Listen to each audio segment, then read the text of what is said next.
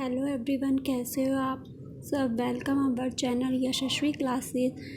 I hope आप सब बहुत अच्छे होंगे।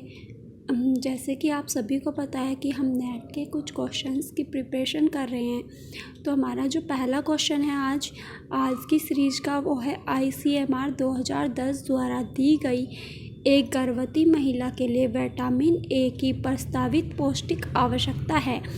यानी इंडियन काउंसिल मेडिकल रिसर्च 2010 द्वारा दी गई एक प्रेग्नेंट वुमेन लेडी के लिए विटामिन ए कितना मात्रा में चाहिए, यानी कितनी रिक्वायरमेंट है। 600 microgram per day, 800 microgram per day, 950 microgram per day या 400 माइक्रोग्राम पर डे।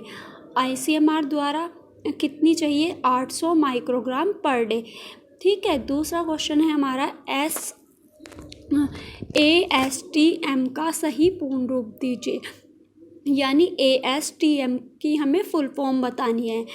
ASTM की जो सही फुल फॉर्म है वो बतानी है। पहला ऑप्शन है all standard for materials, American society for testing material, American society for textile and material, Australian standard for testing material. तो इसका जो सही आंसर है वो क्या है?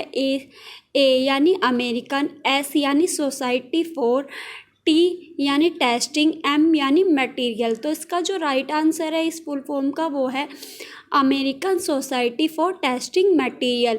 यानी अमेरिकन की एक ऐसी सोसाइटी जहाँ मटेरियल की टेस्टिंग होती है। ये है American society for testing material, इसका ASTM का सही फुल फॉर्म।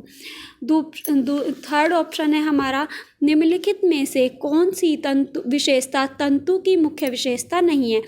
यानी जो हमारा फाइबर है उसकी हमें विशेषता बतानी है कि कौन सी नहीं है। निगेटिव आंसर है, निगेटिविटी में देना है आंसर। तो ऑप्शन नंबर 1 है दृढ़ता, बी है लचीलापन, थर्ड है चिपकाना, फोर्थ है घनत्व। हमें बतानी है कौन सी नहीं है। तो जो तंतु की विशेषता दृढ़ता भी होती है, लचीलापन भी होती है, चिपकाना भी होती है, और एक तनाव सामर्थ्य जो इसमें ऑप्शन नहीं है। किसी भी फाइबर की 4 कैरेक्टरिस्टिक्स होती हैं। एक तो हमारी दृढ़ता, लचीलापन और चिपकाना, ये चारों क्यों होती हैं? और तनाव सामर्थ्य ये क्यों होती है? क्योंकि इसमें तंतु आपस में सटने का गुण रखते हैं। ये तंतु की मुख्य विशेषता है। लेकिन घनत्व क्या है? घनत्व तंतु की विशेषता नहीं होती। घनत्व क्या होता है? किसी चीज़ का जब हम फाइबर्स को इकट्ठे करते हैं उनकी जो डेंसिटी है वो घनत्व है। लेकिन दृढ़ता, लचीला, चिपकानापन और तनाव सामर्थ्य ये क्या है? उसकी विशेषता है। क्वेश्चन नंबर 4 है फूल व्यवस्था से संबंधित शब्द को पहचानिए। फूल व्यवस्था, ऑप्शन नंबर 1 है फेंगुइशी, बी है यंग येंग, सी है इकेबाना, डी है अल्पना। फेंगुइशी क्या है? फेंगुइशी हमारा सजाने का सामान होता है जो कि हम विदेशी शैली के द्वारा, जैसे कि हमारा लाफिंग बुद्धा है जिनको हम चाइनीज़ बोलते हैं। यिंग येंग ये भी एक चाइनीज़ शब्द है। इकेबाना, अल्पना आप सभी को पता है क्या है? अल्पना एक अल्पना सजावटी होता है। सजाने के लिए हम यूज़ करते हैं अल्पना को। आपने देखा होगा जो राजस्थान है, राजस्थान में अल्पना सजावट के लिए बनाई जाती है घरों में, गेरू से जो हम बनाते हैं, जैसे रंगोली बनाते हैं। तो ऐसे ही फेस्टिवल्स के दौरान वे अल्पना बनाते हैं गेरू और चावल से। लेकिन इकेबाना क्या है? हमारी इकेबाना एक फूल व्यवस्था है। इकेबाना जापानी शैली की फूल व्यवस्था है। इसमें हम 3 फूल का यूज़ करते हैं। कौन को? एक सबसे पहले छोटे फूल का यूज़ करेंगे जो कि उस सबसे ऊपर और सीधा लगाते हैं। क्यों? ये आकाश को इंगित करता है। दूसरा फूल मानव को इंगित करता है, यानी इसको बीच में खिला हुआ फूल लगाते हैं। और तीसरा फूल जो पूरा खिला होता है वो नीचे झुका रहता है, वो पृथ्वी को इंगित करता है। तो इकेबाना क्या है? हमारी फूल की व्यवस्था है। फिर 5th क्वेश्चन है संप्रेषण मॉडल कौन कहता है, क्या कहता है, किस माध्यम के द्वारा, किसको और किस प्रभाव से प्रतिपादक थे। यानी इसके कौन प्रतिपादक थे? 4 इसके ऑप्शन है, अरस्तु, लॉसवेल, शैन वीवर और डेविड वर्ली। ये हमारा कम्युनिकेशन का क्वेश्चन है। और कम्युनिकेशन का और हमारा होम मैनेजमेंट का क्वेश्चन है। तो संप्रेषण मॉडल जो है किसने दिया था? लॉसवेल ने दिया था। क्वेश्चन नंबर 6 है आयोडीन की कमी के विकार में निम्न लक्षण शामिल हैं। यानी आयोडीन की कमी के कौन कौन से लक्षण हैं? इसमें आपको 5 ऑप्शन दिए हैं। पहला है गर्भपात यानी अबॉर्शन, फिर है समन्वय की कमी यानी समझने में कमी, फिर थर्ड है हड्डियों के विकास में कमी, फोर्थ है हीमोग्लोबिन की मात्रा कम होना, फिफ्थ है मंदबुद्धि। आप सभी को पता है आयोडीन किसकी कमी से कौन सा रोग होता है? घेंगा। और आयोडीन का सिक्रीशन जब हमारी जो थायराइड हार्मोन है वो थायरोक्सिन का सिक्रीशन करता है। ठीक है, अगर हमारी बॉडी में थायरोक्सिन हार्मोन भी प्रॉपर काम नहीं करता तो भी TH4 का सिक्रीशन कम हो जाता है, जिससे आयोडीन की कमी भी हो जाती है। और अगर हम अपनी डाइट में आयोडीन नहीं लेते तो जो थायरीन का सिक्रीशन है वो कम हो जाता है। ठीक है, तो आयोडीन की कमी के कारण कौन कौन से लक्षण हैं? गर्भपात, समन्वय में कमी और मंदबुद्धि। क्योंकि जब आयोडीन की कमी होगी तो बच्चे कैसे होंगे? मंदबुद्धि होंगे। उस टाइम पे जो प्रेग्नेंट लेडी होगी वो अगर उसकी बॉडी में आयोडीन की कमी होगी तो ना तो वो किसी भी चीज़ को सही तरह से समझ पाएगी और ना ही समझ पाएगी, जिसके कारण क्या किसी भी चीज़ में बैलेंस नहीं बना पाएगी। तो इससे क्या होगा? उसका अबॉर्शन होने का डर रहता है, समन्वय में कमी होती है और मंदबुद्धि बालक जन्म होने के चांसेस रहते हैं। ठीक है, आपको पता ही है ऑप्शन नंबर 4 जो हीमोग्लोबिन की मात्रा कम होना, ये किसकी कमी से होता है? आयरन की कमी से। हड्डियों के विकास में कमी, ये अगर हमारी बॉडी में विटामिन D और कैल्शियम की कमी हो तो हड्डियों के विकास प्रॉपर तरीके से नहीं हो पाता। 7वां क्वेश्चन है निम्नलिखित में से वसा का स्मोकिंग पॉइंट कम हो जाता है।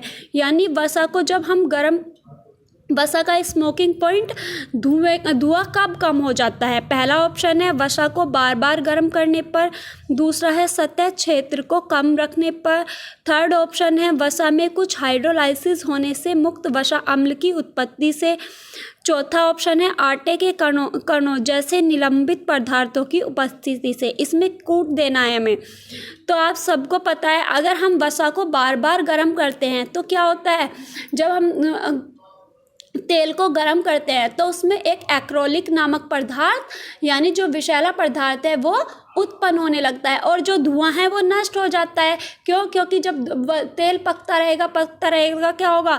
धीरे धीरे इसका स्मोकिंग पॉइंट कम हो जाएगा और वो जहरीली गैस में उत्पन्न होना शुरू हो जाएगा। सतह क्षेत्रफल को कम रखने में, वसा में कुछ हाइड्रोलाइसिस होने से मुक्त वसा अम्ल की उत्पत्ति होती है और आटे के कण जैसे निलंबित पदार्थों की उपस्थिति से।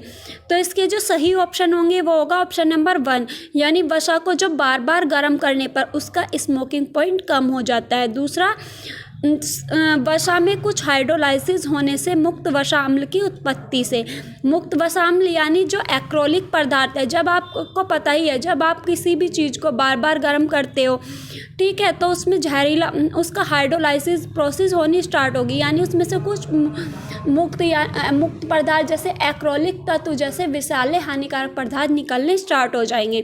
फिर आटे के कण जैसे निलंबित पदार्थ की उपस्थिति से। जब आप उसमें पूरी या कुछ तलते हो तो क्या होगा? वो धुआं अपने अंदर सोख लेता है और चीज़ें पूरी तल रहे हो तो तब तो धुआं नहीं निकलता। धुआं कब निकलता है तेल में से? जब आप तेल को गर्म करने रखते हो तब तक वो पूरा नहीं पकता।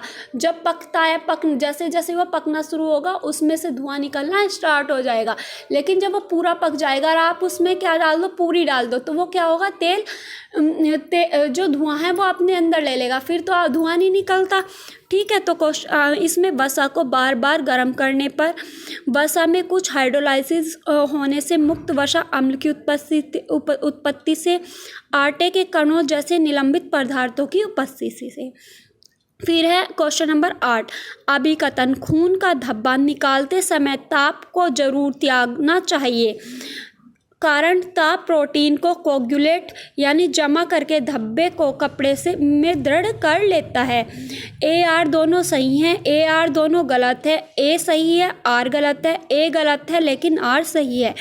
अब इसमें क्या है, खून का धब्बा निकालते समय ताप को ज़रूर त्याग देना चाहिए। यानी ये क्या कह रहा है, अगर आपकी किसी भी कपड़े पे खून का निशान लग जाए, ठीक है, ब्लड का कोई निशान लग जाता है, ब्लड स्पॉटिंग हो जाए, तो आपको क्या करना चाहिए, उसको गर्म पानी में नहीं डालना चाहिए। क्यों? क्योंकि हमारा जो खून है, खून में क्या होता है, प्रोटीन होती है, प्रोटीन होती है, ठीक है। और वो प्रोटीन क्या होगी, जब आप प्रोटीन को हीट के संपर्क में लाते हो तो वो कोगुलेट हो जाती है, यानी जम जाती है।